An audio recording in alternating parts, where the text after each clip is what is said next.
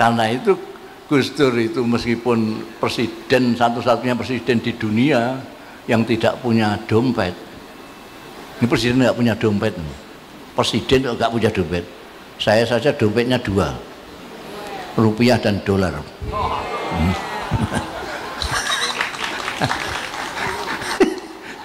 Gus Dur presiden nggak punya dompet. Ini tuku bakso utang anaknya. Anaknya itu lisan. Seperti halnya ketua NU tadi yang yakin bahwa Gus Dur itu wali dengan alasannya sendiri. Alasan pribadi dan sosiologi tadi. Karena kalau saya tidak pakai alasan. La ya'riful wali ilal wali.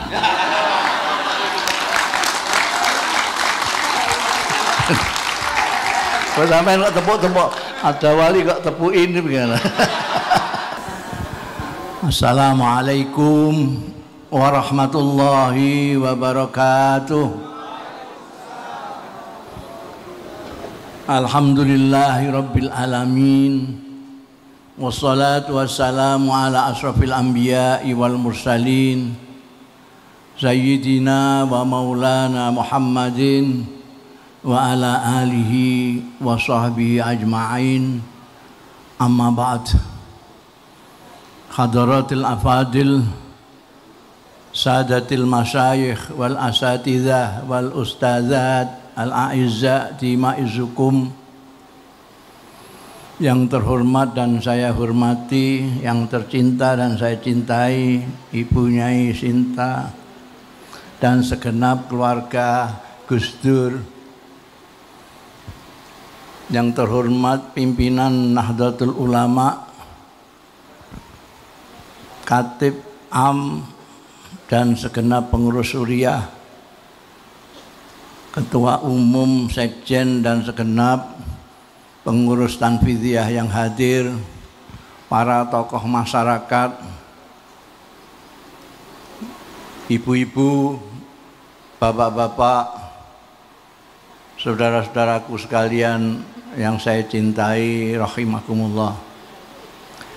Pertama-tama saya harus memanjatkan puji syukur kehadirat Allah Subhanahu wa taala yang telah memperkenankan saya pada malam hari ini sowan di Ciganjur bersama-sama Anda sekalian dalam rangka memperingati Haul Kiai Abdurrahman Wahid Gus Dur yang ke-13. Mudah-mudahan dapat berkahnya Gus Dur, ayah dan Anda sekalian wilujeng lahir batin, dunya akhirat. Sebelum saya melanjutkan, saya mohon keikhlasan Anda sekalian untuk membacakan suratul Fatihah dengan memohon kepada Allah, mudah-mudahan tuanku guru Kiai Haji Turmuzi, salah satu mustasyar Nahdlatul Ulama sekarang ini sedang diopname, mudah-mudahan penyakitnya segera diangkat oleh Allah Subhanahu wa taala. Ala hadzin niyah al-Fatihah. Billahi minasyaitonir bismillahirrahmanirrahim. Bismillahirrahmanirrahim. Maliki yaumiddin. Iyyaka na'budu wa iyyaka nasta'in. Ihdinas siratal mustaqim. Alaihim ghairil maghdubi 'alaihim waladdallin. Hadirin hadirat sekalian yang saya hormati, di sini banyak yang lebih pantas untuk memberikan tausiah. Di sini ada Profesor Dr. Kiai Haji Imam Istiqlal, ada Kiai Husain, Kiai pembela perempuan, ada Kiai Abdul Hakim, ada Menteri Agama yang sudah pensiun, dan banyak sekali. Ini ada Gus Yasin, ada pokoknya ada yang banyak yang lebih pantas untuk tausiah. Karena itu saya akan dongeng saja. Nanti ambillah dari dongeng itu kalau ada tausiahnya. Kalau tidak ada ya sudah, tadi saja yang sudah dianggap tausiah.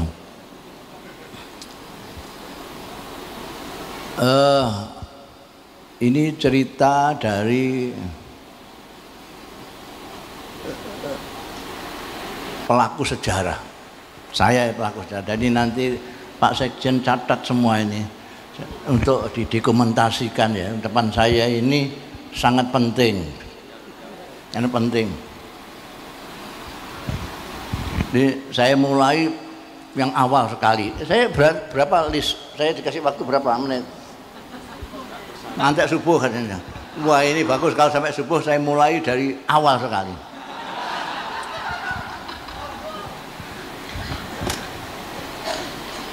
Banyak yang mengatakan bahwa Gus Dur itu drop out dari Al-Azhar. Itu tidak benar. Yang benar Gus Dur tidak pernah kuliah di Al-Azhar.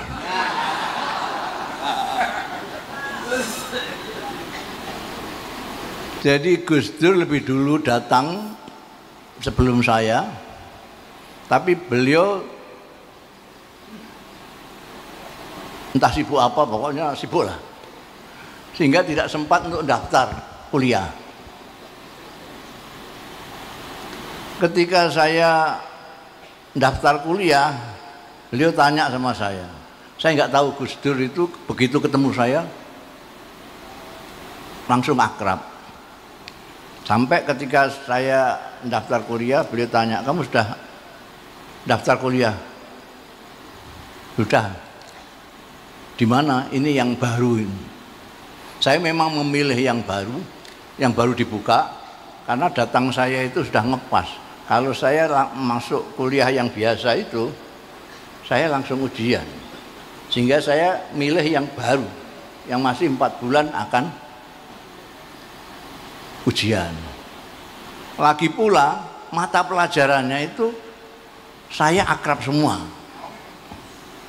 Karena saya tidak pernah sekolah kayak orang-orang lain ini. Saya dan intelek kendilan betul. Dari orang pondokan sama sekali tidak pernah sekolah belas kecuali SL. Itu saja ijazah hilang. Jadi tidak punya ijazah. Kelas 1 sanawiyah drop out. Jadi saya di pesantren Lirboyo, pesantren Krapyak, pesantren ayah saya sendiri di situ. Jadi saya milih yang kira-kira mata pelajarannya itu aku pernah dengar itu. Tauhid, Quran, tafsir, hadis. Tak pilih yang begitu. Karena saya kalau yang lain-lain kan ada biologi, ada bahasa Inggris, yang saya nggak mudeng kabeh itu, nggak pernah sekolah. Saya milih itu. Lah Gus Dur tanya, sampean di mana? Saya di Al-Qismul Ali, ini yang baru dibuka. Ya sudah saya ikut, tanpa tanya kenapa saya di situ. Terus saya ikut gitu aja. Ikutlah daftar. Begitu mulai masuk kuliah, beliau lihat mata pelajarannya.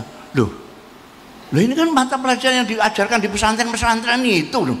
Lah saya memang milih itu. Wah, ngantek-ngantek umur gitu.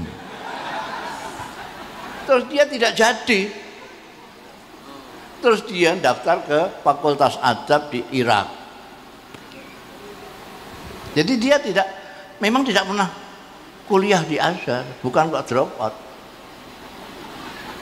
Gitu ya, ini melempangkan yang tidak benar itu.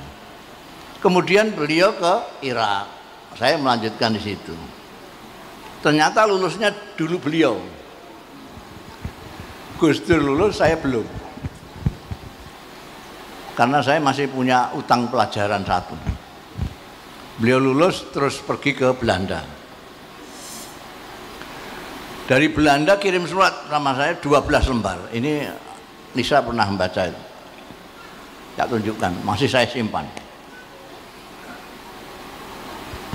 Antara lain dia mengatakan dalam surat itu, kamu kalau sudah selesai cari utangan, terus nyusul saya. Cari utangan, terus nyusul saya di belakang. Saya dapat kerjaan gajinya besar sekali. Sampean juga sudah saya carikan pekerjaan yang gajinya juga besar. Belakangan ini kawan saya yang di Belanda yang disuruh carikan kerjaan beliau ini cerita sama saya, Gus Dur waktu ketika datang itu saya mau dicarikan pekerjaan yang bayarannya besar. Wah Gus, kalau pekerjaan yang gajinya besar di sini itu, yang tenaganya besar, itu kasar sekali. Nggak apa-apa, pokoknya gajinya besar. Terus dicarikan dapat pekerjaan ngepel kapal induk. Itu memang berat sekali. Kata kawan saya itu kalau jam 5 itu pulang itu Gus Dur, oli tok itu. Demi untuk dapat.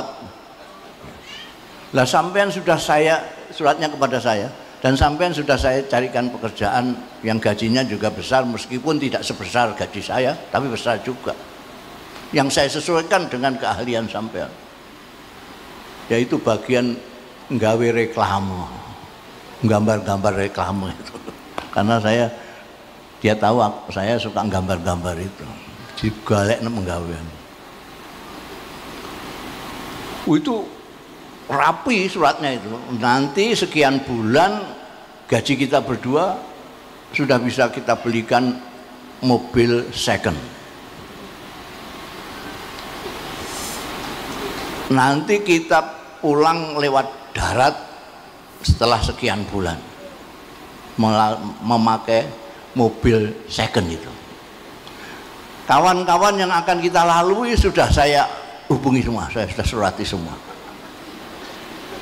Tanggal sekian start, nanti sampai Sumatera sekian, nanti kita putar-putar Sumatera dulu ke kawan-kawan, terus baru pulang. Di dalam perjalanan itu nanti kita bisa berbicara banyak tentang NU, bagaimana bisa bermanfaat penuh untuk Indonesia.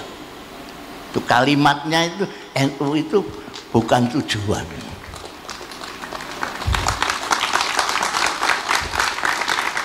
Dan ternyata Indonesia pun itu bukan tujuan juga untuk Gus Dur.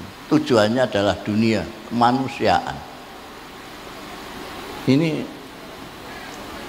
saksinya ini Yahya Khalil Stakuf ini muridnya. Ngaku tidak mengaku dia ini muridnya Gus Dur. Mbak diangkat jadi juru bicara. Makanya sekarang dia wah mau ke dunia macam ditaklukkan segala macam sak jagat itu ya. Meneruskan.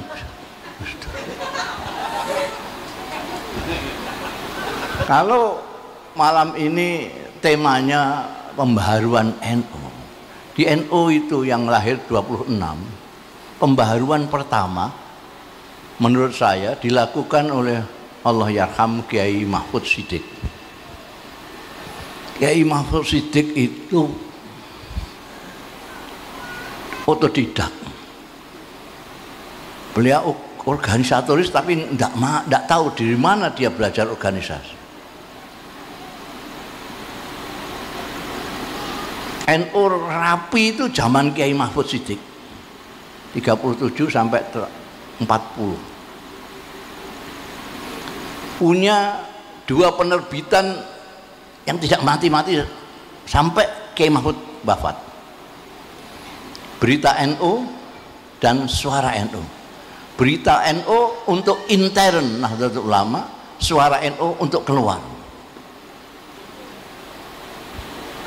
Kita nggak tahu nanti ini generasi Yahya dan Saifullah ini bisa bikin penerbitan yang nyaingi New York Times. Apa duta masyarakat bisa hidup lagi? Itu Kiai Mahfud yang fenomenal. Kiai Mahfud mempunyai gerakan Mabadi' Khairu Ummah, prinsip-prinsip umat terbaik dari kuntum khairu ummatin ukhrijat linnas itu orang belakangan menyangka itu gerakan moral, padahal tidak, itu gerakan ekonomi. Nah ini silakan dilihat itu. Kemudian lama sekali muncul Gus Dur. Gus Dur itu dulu punya kumpulan namanya Pecinta Nahdlatul Ulama. Pencinta Nahdlatul Ulama. Memikirkan mulai dari kiai-kiai dulu itu sudah enak-enak di pesantren kok bikin Jamiah Nahdlatul Ulama itu untuk apa? Dipikir dan dibahas. Ketemu di mana-mana dibahas itu.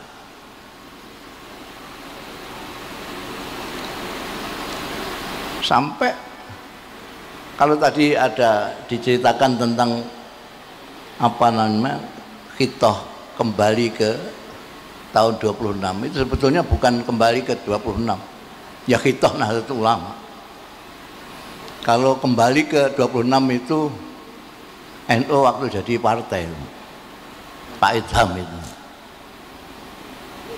tahun 74 itu ada Kombes NU ketika Pak Harto membonsai NU menjadi satu dengan P3, lalu mengeluarkan Kombes mengeluarkan itu tadi, kembali ke khitoh 26. Artinya biar yang dibonsai itu hanya politiknya saja, pendidikannya dan lain sebagainya masih tetap seperti khitoh 26. Tapi kalau yang khitoh Nahdlatul Ulama, putusan Munas kemudian dikukuhkan dalam Muktamar Nahdlatul Ulama Situbondo, itu konsepnya diawali dari pencinta NU ini. Ada grup 24. Grup 24 ini menunjuk tim 7. Tim 7 ini ketuanya Gus Dur. Ini yang kemudian membuat draft tentang khitoh Nahdlatul Ulama dan program-program kegiatan Nahdlatul Ulama. Dan itu di Munas Situbondo disepakati, di Muktamar dikukuhkan lagi. Seperti yang dikatakan Ketua Nahdlatul Ulama tadi, Kiai Yahya Khalil, di Muktamar Situbondo Gus Dur bukan sengaja, bukan apa namanya kebetulan, Gus Dur memang didorong oleh semua orang untuk menjadi ketua pada waktu itu, untuk membuka wawasan Nahdlatul Ulama. Ketika itu Gus Dur bilang cukup 1 periode untuk membuka wawasan NU ini, sehingga nanti akan kita lihat pada zamannya Gus Dur itu khitoh Nahdlatul Ulama itu jelas ditulis di situ bahwa Nahdlatul Ulama itu khidmahnya bukan untuk orang Islam, apalagi untuk NU saja, tapi untuk masyarakat, untuk kemanusiaan. Sayangnya orang-orang NU termasuk pengurusnya itu jarang baca khitoh itu, padahal cuma 9 butir. 9 butir. Gus Dur menyatakan cuma 1 periode. 1 periode selesai nanti, sudah. Tapi beliau lupa kelakuannya orang NU itu kalau sudah seneng. Jadi muktamar berikutnya di Yogyakarta, meskipun banyak hantaman dibully bahasa sekarangnya, bully sana sini, Gus Dur terpilih secara aklamasi. Di Kerapia itu aklamasi, tidak ada pilihan. Kemudian Gus Dur setelah itu ini nuruti wong NU 1 periode ini. Bariku wis sakularen.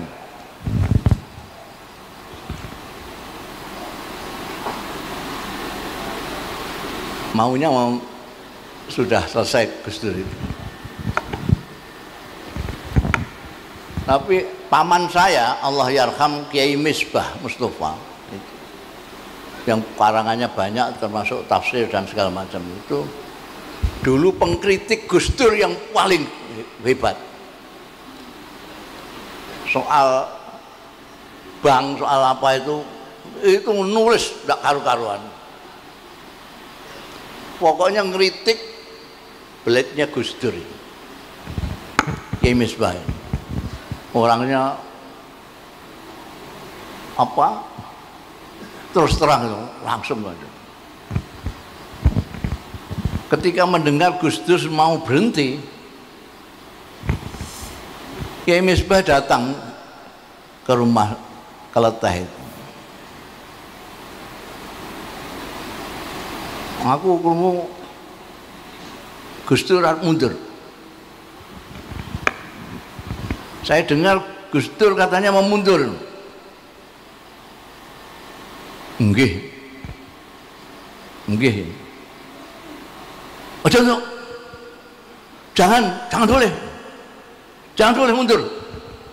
Terus saja.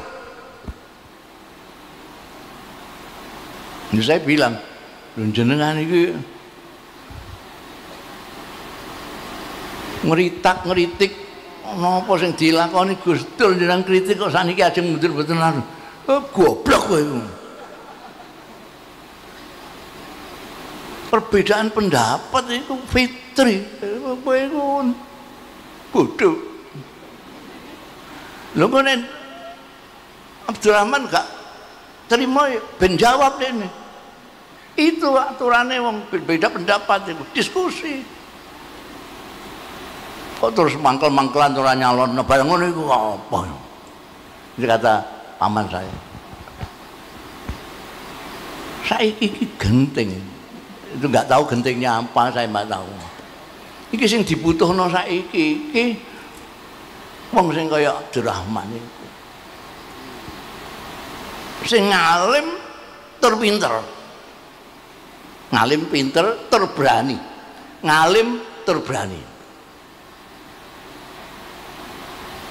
Alim wasaja. Nek ngalim tok ora wani jereh. Iki engko ora iso ora iso apa-apa. Gak ono gunane iki engko. Iki engko ning ngarep kan. Nek wani tok tapi gak ndek ilmu, kuwi ku nabrak-nabrak kaya celeng. Terus kandhai. Lanjutkan dia, ya aku tan Jakarta nemoni. Sampai ke Jakarta. Ternyata menghadapi Cipasung itu memang kondisinya luar biasa. Pak Harto itu udah kepengin nguasani NU. Dengan cara membonsai di P3 ndak kasil. Yang dirah Gus Dur.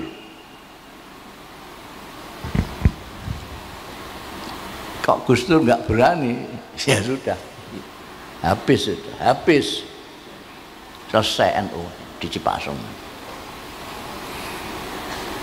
Gus Dur ketua NU nggak boleh naik panggung kok. Gila itu Soeharto. Ketua NU sing duwe gawe kok nggak boleh. Menang-menangan seperti itu. Tapi Gus Dur di belakangnya kiai-kiai se-Indonesia sampai sing istighosah itu enggak karu-karuan. Akhirnya menang. Coba kok enggak Gus Dur sembuh. Loh itu menggunakan bermacam-macam cara untuk menjatuhkan Gus Dur. Dan kemudian ternyata Gus Dur berhasil menyelamatkan NU, meskipun sampai situ masih tetap enek ontran-ontran yang tidak berarti. Karena NU ini memang didirikan oleh orang-orang yang mukhlis, ya, orang-orang yang ikhlas, yang tidak punya pamrih apa-apa. Jadi hati-hati kalau dengan NU, wani-wani sekualat, enan kualat. Umpamane wani NU, wani Gus Dur, wis kualate double-double. Sampai ada kiai yang nyateti kilo-kilo sing kualat-kualat iki. Sampai kalau mau daftarnya ini, nanya Gus Yasin, ini Gus Yasin punya catatan ini. Orang-orang yang kuat, jadi jangan. Jadi pembaruan NU terutama dari segi pembukaan wawasan orang NU yang selama ini hanya mengurusi dirinya sendiri menjadi mengurusi orang banyak. Dari memikirkan NU sebagai ghoyah, tujuan hidup, hanya sebagai wasilah untuk kepentingan Indonesia. Dulu ada kawan eratnya Gus Dur namanya Allahyarham Dr. Fahmi Saifuddin, putranya Pak Saifuddin Zuhri, kakaknya Menteri Agama mantan ini, Lukman Saifuddin. Dua orang ini mempunyai pikiran yang sama bahwa NU bukan hanya bisa untuk berkhidmah, memberikan manfaat kepada bangsa Indonesia, tapi untuk dunia. Dan dua orang ini berpikir terus. Sayangnya ketika Gus Dur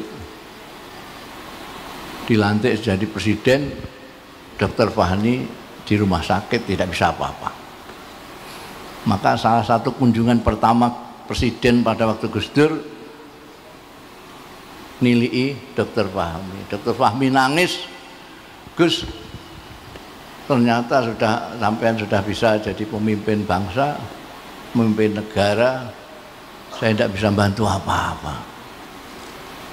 Kata Gus Dur, ya masih Gus Dur itulah, tenang Mi, kamu tidak usah mikir itu lah. Saya sekarang ini kalau berobat tidak membayar. Banyaknya dari mesti aja presiden obat berapa membayar itu. Jadi kalau saya Gus Dur jarang-jarang ke keluarga ini bukan menurut saya bukan karena Gus Dur sibuk di NU, sibuk di mana-mana, tapi karena Gus Dur itu memang miliknya orang banyak. Jadi ya itu kehebatannya Bunyai Nuriyah dan putra-putranya itu. Beliau itu sadar betul bahwa Gus Dur itu punyanya orang banyak. Sebab kalaupun protes ya percuma. Percuma.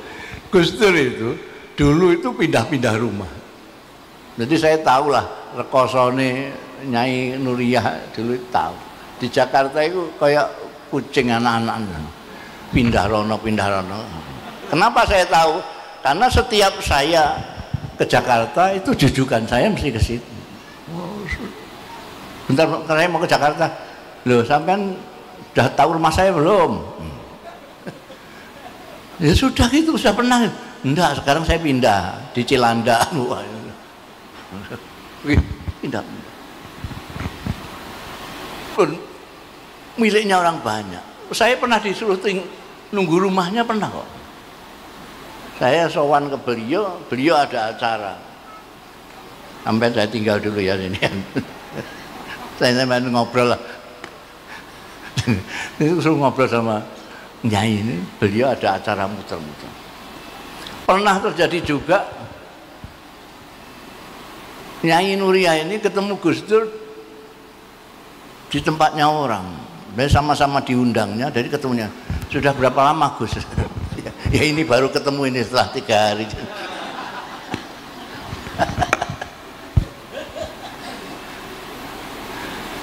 Itu Gus Dur miliknya orang banyak, dan miliknya Gusti Allah Ta'ala.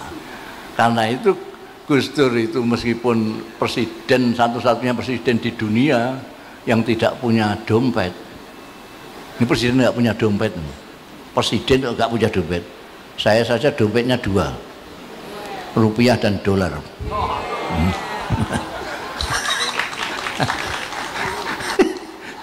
Gus Dur presiden nggak punya dompet.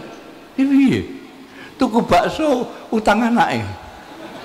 Anaknya itu Lisa. Saya tahu sampai Gus Dur itu pernah saya sampai itu itu kan dahulunya Kanjeng Nabi itu kan semua itu punya hak. Inna li jasadika alaika hak, inna li ahlika alaika hak. Ini keluarga sampean tinggal. Loh, sampai nanti saksikan sendirilah. Meskipun saya jarang-jarang ketemu keluarga, tapi kualitasnya, dia begitu. Dia selalu bisa menjawab itu. Dia semua aku tak delok kualitasnya kayak apa. Memang luar biasa, luar biasa. Dengan putra-putranya itu, tidak pernah kok putranya begini-begini terus dilarang-larang, nggak pernah. Asal bisa menjelaskan, kowe kok ngene apa nak? Tujuanmu apa? Kalau bisa menjelaskan, ya. Dan tidak pernah nek urusannya di luar terus digawa ning omah, ya mumet kabeh wong sak omah. Wong urusane semono akeh. Itu ya, Gus Dur. Jadi seperti halnya ketua NU tadi yang yakin bahwa Gus Dur itu wali dengan alasannya sendiri, alasan pribadi dan sosiologi tadi. Karena kalau saya tidak pakai alasan, la ya'riful wali ilal wali.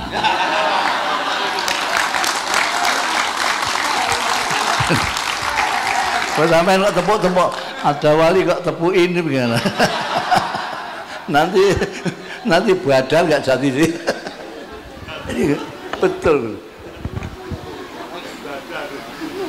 Ini guyonannya Ainun Najib ini sampai sekarang malaikat mungkar nangkir belum ketemu sama Gus Dur.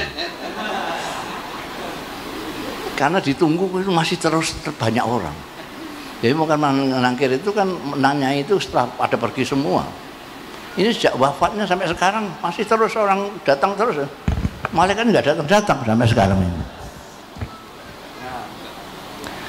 Kalaupun datang itu Gus Dur sudah la khaufun alaihim wa lahum yahzan. Itu ciri-ciri sampai kalau kepengin lihat wali ya gampang saja. La khaufun alaihim wa lahum yahzan. Dalilnya Quran asli. Udah ning di Jakarta gak dalil iku kok ditakokno dalilnya apa? Dalil Quran. Dalil Quran. Gus Dur itu la khaufun alaih wa la yahzan. Itu ciri-cirinya wali, orang tidak bisa ditaklukkan oleh ketakutan dan tidak pernah susah. Kok sampean mikirno Gus Dur seperti itu, wah susahmu mbah kaya apa? Mikir keluarga, mikir iku, mikir dunia.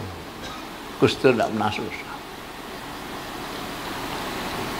Saya kira itu ada tausiahnya apa enggak tadi itu? Jadi sampai ambil dari sana itu. Ya, tausiahnya adalah kalau kita mengaku menyintai Gus Dur, kita harus berusaha semampu kita untuk meneladani semampu kita. Mampunya apa? Ada yang mampunya jadi kere, mampunya zuhud. Ini rada berat, ini yang kelasnya Kiai Husain ini. Kelasnya Kiai Husain itu yang zuhud itu.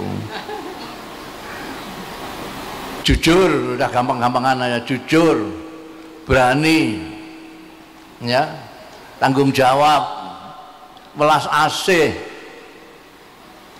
Tadi dibacakan oleh tadi mukriknya tadi itu yang menjadi pegangan kiai-kiai NU sampai Gus Dur. Laqad ja'akum rasulun min anfusikum azizun 'alaihi ma anittum harisun 'alaikum bil mu'minina raufur rahim. Itu pegangannya kiai-kiai menyontoh Kanjeng Nabi Muhammad sallallahu alaihi wasallam. Kanjeng Nabi Muhammad sallallahu alaihi wasallam itu diberikan oleh Allah sendiri dalam ayat ini bahwa beliau azizun alaihi ma'anitum. Nabi Muhammad sallallahu alaihi wasallam itu tidak tahan melihat penderitaan umatnya. Azizun alaihi ma'anitum. Berat terasa baginya kalau menurut terjemahannya Kementerian Agama, berat terasa bagi Kanjeng Rasul penderitaan umatnya. Kalau saya menerjemahkannya, Kanjeng Nabi Muhammad itu tidak tahan melihat penderitaan umatnya. Azizun alaihi ma'anitum harisun alaikum, penuh perhatian terhadap umatnya, penuh perhatian kepada umat. Jangan sampai ada umatnya yang tersesat, jangan sampai ada yang menderita. Bil mu'minina raufur rahim. Itu yang akan ditiru oleh kiai-kiai. Karena itu saya mempunyai definisi sendiri. Kiai-kiai NU itu alladzina yanzuruna ilal ummah bi ainir rahmah. Kiai-kiai NU itu adalah kiai-kiai yang melihat umat dengan mata kasih sayang. Melihat orang tidak tahu diberitahu, melihat orang bodoh dikasih pengajian, melihat orang yang ya kayak Gus Dur lah contoh yang paling jelas. Mudah-mudahan ini bisa menjadi fatwa ya, bermanfaat untuk diri saya dan Anda sekalian.